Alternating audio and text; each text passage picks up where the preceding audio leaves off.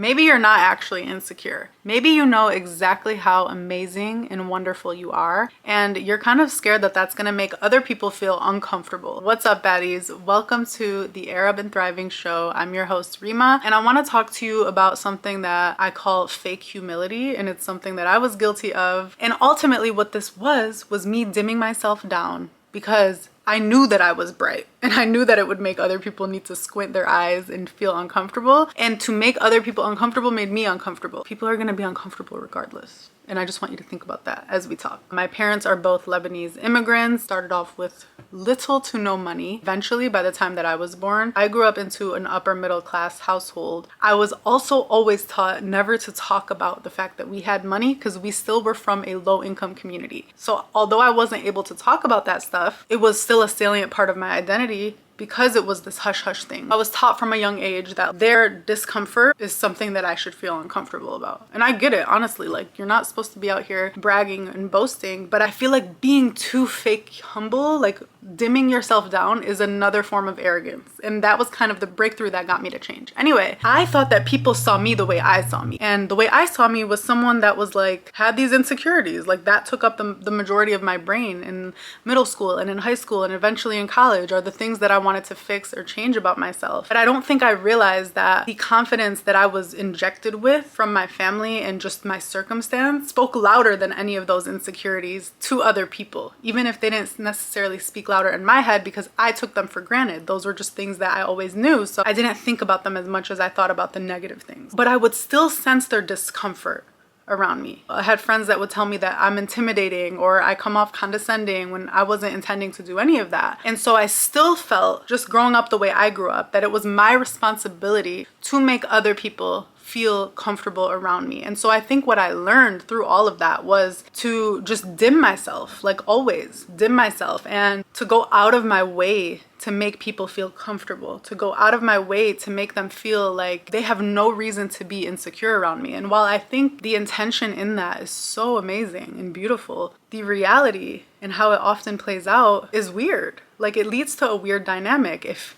you are seeing me a certain way and you just feel uncomfortable by however you perceive me going out of my way to try to make you feel comfortable in itself is a little bit arrogant. It's none of my business how you feel about me. Truly. It led to a very long period of time of people pleasing. I was doing a lot of community work right before I started business school, and so I met someone who was doing similar community work to me. And so again, naturally, like, this person wanted to reach out, and I'm just thinking like, oh, that's awesome. Yeah, totally makes sense that we would be a connection because we're doing similar work. I would later realize in my naivety that I feel like this person wanted to control what I was doing because they felt intimidated by the fact that we were in the same lane. I don't see the world that way. I see the world as like, we can all win, we can all eat. In fact, the more of us that are doing well and are doing amazing things, I feel like it just has a compounding positive effect. I truly, and have always lived by the adage, what's mine is mine. You can never have what's mine, and I can never ever have what's yours. And like,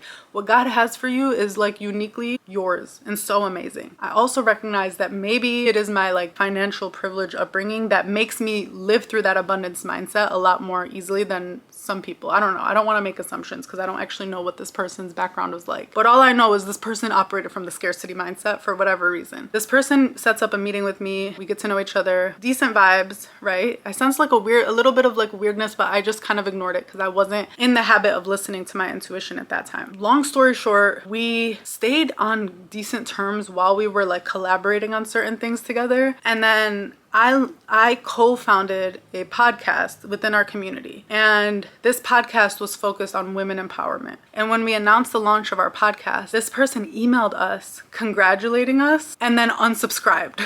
And then, which is fine. Like, I don't care if you don't want to be on my email list. Like, I don't take stuff like that personally, right? But I did sense that like our relationship had started to go downhill since I co-founded this podcast about women empowerment. And then I would see this person in public and they would pretend not to see me. Like, this was someone that just months before I had on my kitchen table at my house, okay? This was someone that I'd opened up to about stuff. And so it was definitely weird, and I'm just not that girl to see you in public no matter what we have going on and ignore you, unless you're like a toxic ex. Even then, I'll probably still say hi. Like, I'm just not that girl. I'm gonna say hi to you. It's not that deep. And it was like at a Starbucks, so like it was small. So I approached this person and I'm like, hey, hi. And then they pretended completely to like have just not seen me. Oh my God, hi, how are you? But like was still very dry, right? So I confronted them afterwards and I was just like, hey, like, are we good? I feel like there's like weird vibes between us and I just want to know, like, if I did something to upset you, please let me know, because I can assure you like it wasn't intentional. And they just like completely gaslit me into thinking that the state of our relationship was normal, even though there was just no conflict or closure or anything. It bothered me so much, like so much. And I honestly am really, really grateful for this person and this interaction, because it made me realize that I was a people pleaser. Like all along, I had no idea. I had no idea I was a people pleaser. And I had no idea that I did not know the difference between being nice and being kind. And I want to tell you the difference, because if there's one freaking thing I'm going to teach my daughter, it's going to be this. Okay, I'm gonna teach her a lot of stuff, but like this is one of the things that I feel like a lot of women don't understand. I think we feel the need to be nice for the sake of being nice. I'm not telling you not to be nice. I'm just saying there are a lot of cases where being nice is actually not the best approach to take. It's really important to distinguish between niceness and kindness. Kindness is rooted in respect. It's rooted in morals and just like manners. Mind you, being kind is also being kind to yourself. What would have been kind is I would have said hi to this person when I saw them at Starbucks. And because I'm not dumb, and this person has hinted to me through several interactions and inactions, like not reaching out to me personally at any point in that last several months, that they no longer want to have a friendship with me. Truly, and I don't mean this to be petty, truly, and this is what my issue is about being nice, I don't care for this person to be in my friend group. Like I don't want to be friends with this person. Like when I really ask myself, is this someone that I saw as a colleague or a friend? I really wish I would have kept us as colleagues, because I don't see us as friends. We don't have a lot of shared values. Clearly this person understood that and I didn't. She didn't want me to be her friend. But at that point, we had already crossed that boundary of friendship. But I felt the need to go out of my way to reach out, not because I was a kind person, but because it bothered me that I felt like this person didn't like me. So it wasn't really about them. It was about me. And that's my issue with niceness. It is the epitome of people pleasing. You're not doing it for them. You're doing it because you don't like how you look in their eyes. And that is what I realized bothered me. Not that I didn't have that person in my life. I didn't really care about having them in my life as a friend, right? So like that wasn't the issue. The issue was the narrative that I felt was in their head about me. For them to be acting that way, they must think that I'm not a good person. For them to be acting that way, they must think that I tried to do something that like encroached on their women empowerment territory. For them to act that way, they must feel offended by something about me. Right? All of these things which are not my freaking problem and are also things they could have vocalized if it was really that deep. But I made them my problem because I didn't like being the villain in someone else's story. That is one of the things I want everyone listening or watching to understand, is that you will be the villain in someone else's story, and that is okay. And if you are not the villain in anybody's story, you're probably just like not saying anything of substance ever. I say a lot of substantial things. I have a lot of opinions and a lot of things that are just gonna be off-putting to people. Like there are gonna be things that I do that indirectly and of course unintentionally offend other people. And so I'm going to, of course, be the villain in someone's story. And I'm like making peace with that in my 30s, because it's like, of course I'm gonna be the villain. You know how many great, amazing people that we like decorate our history books with now who were the villain in so many people's stories? It doesn't mean anything. It's not grounded in truth. It's grounded in projection and how those people decide to see you. I made her discomfort my problem, and that's not cool, because you cannot control how people feel about you. There will be people that have a problem with you and are just uncomfortable with you because something about you triggers them, and it's literally none of your business. Like what people think about you is so much less about you and so much more about them. You know how people say like what people think about you is none of your business? It's not just a cute quote, it's true. Like it's really none of your business, because I don't know what she's gone through in life to make her triggered by me. I know she's triggered by me, it's really obvious, but I don't know what she's gone through. And it's, if she doesn't want to tell me that, it's completely not, I'm not entitled to know that. I'm not entitled for her to be vulnerable with me for me to feel better about myself. Like, no, it's none of my business why she feels triggered by me. And it's none of my business whether she works through that or not. For real. People are gonna dislike you regardless what you do. Focus on being kind to those people and to yourself, because that is truly the only thing that centers the morality of it all.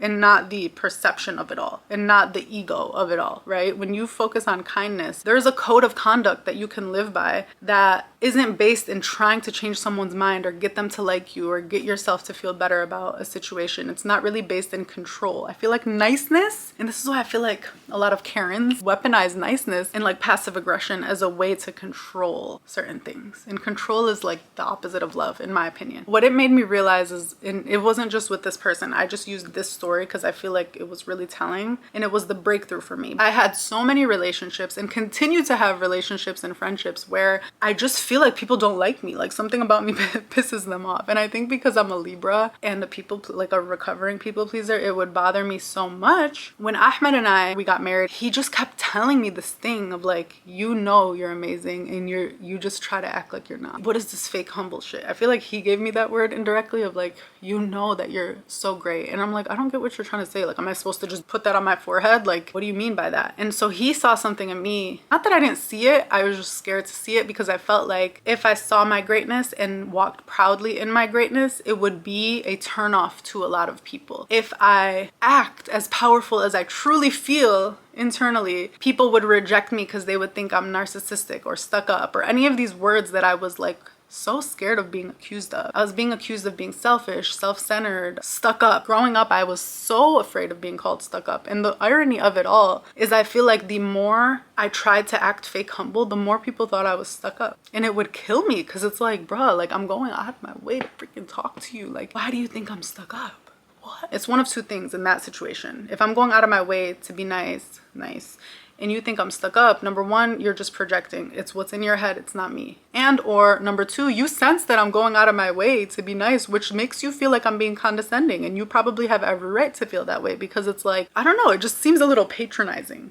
And that was one of the realizations where I'm like, it's really arrogant for you to think people can't handle your greatness. For you to feel like you being great and you being a boss ass bitch is going to intimidate people, even though it probably will, it's very arrogant for you to feel like people in your life can't handle your greatness. Because what if they can? What if they're just waiting to see that in you so that they can feel like they have permission? It's like that Marianne Williamson quote of like, our biggest fear is not that we're inadequate. You probably heard this quote, but if you haven't, you should definitely go look at it, because when you let your light shine, then you give others permission to do the same. Our light is going to illuminate other people. For some of the people that want to stay unilluminated or don't want to see that within themselves, like that's not your problem. I realized, and I feel like turning 30 is just magical because it makes you care so much less about things. I realized that people dislike me regardless. When I die, there will have been people, regardless what I do or act or say, that really disliked me while I was alive. What will make me feel better looking back on my life in heaven? Okay, feeling as though I lived a life trying to please those people and audition for their acceptance, or feeling like I lived a life bossing up on those people. Like, I don't know if that's petty, but that's just how I feel. Like, I feel like if you're gonna hate me anyway, obviously I'm gonna operate by my own code of ethics. I'm not saying that they should change the way that you behave, but it's like, I could be a people pleaser or I could be this like powerful bitch, right? Like super powerful. I would only elect to be a people pleaser because I thought that that would actually please people, but newsflash, people pleasing doesn't please people, okay? And it especially doesn't please you. People are gonna feel that way about you regardless whether you are dim or like bright AF.